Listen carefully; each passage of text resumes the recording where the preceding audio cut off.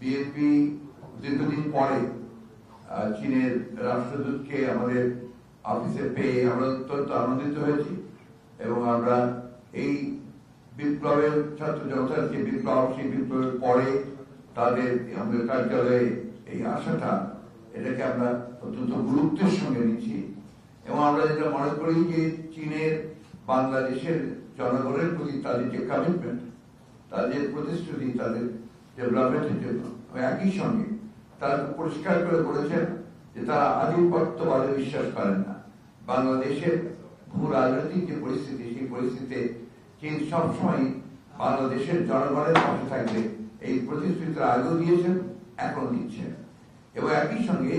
চীন আজকে সারা বিশ্বের রাজনীতিতে যে গুরুত্বপূর্ণ ভূমিকা পালন করছেন সেটাও আমরা অ্যাপ্রিসিয়েট করছি এবং বিশেষ করে অনুন্নত দেশগুলোতে বা উন্নয়নশীল দেশগুলোতে চীন যেভাবে অর্থনৈতিক সহযোগিতা করছেন সেটার জন্য আমরা তাদেরকে আন্তরিকভাবে ধন্যবাদ এবং কৃতজ্ঞতা জানিয়েছি। আমরা আবারও চীনের রাষ্ট্রদূতের এই বাংলা অফিস কার্যালয়ে আসাটাকে আমরা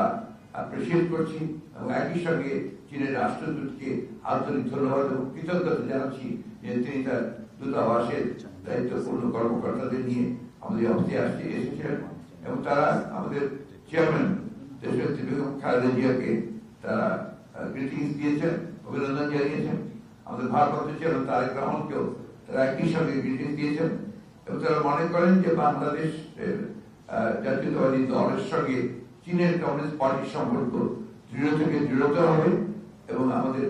বাংলাদেশে তাদের যে বিনিয়োগ জনগণের উন্নয়নের জন্য, দেশের উন্নয়নের জন্য সেটা আরো বৃদ্ধি পাবে। আমি আমাদের দলের পক্ষ থেকে, আমাদের চেয়ারপারসনের পক্ষ থেকে, অ্যাক্টিং চেয়ারপারসনের পক্ষ থেকে তাদেরকে ধন্যবাদ জানিয়েছি এবং তাদেরকে স্বাগত জানিয়ে আমরাও বিশ্বাস করি যে আমাদের সঙ্গে চীনের সম্পর্ক আরো গভীর হবে এবং মিউচুয়াল ট্রাস্টের পারস্পরিক যে বিশ্বাস, আস্থা, তার উপর ভিত্তি করে আমাদের সম্পর্ক ভবিষ্যতে আরো এগিয়ে যাবে। এখন আমি অনুরোধ করবো যে চীনের রাষ্ট্রদূত ইউবেন তিনি এখন আপনাদের সামনে বক্তব্য রাখবেন।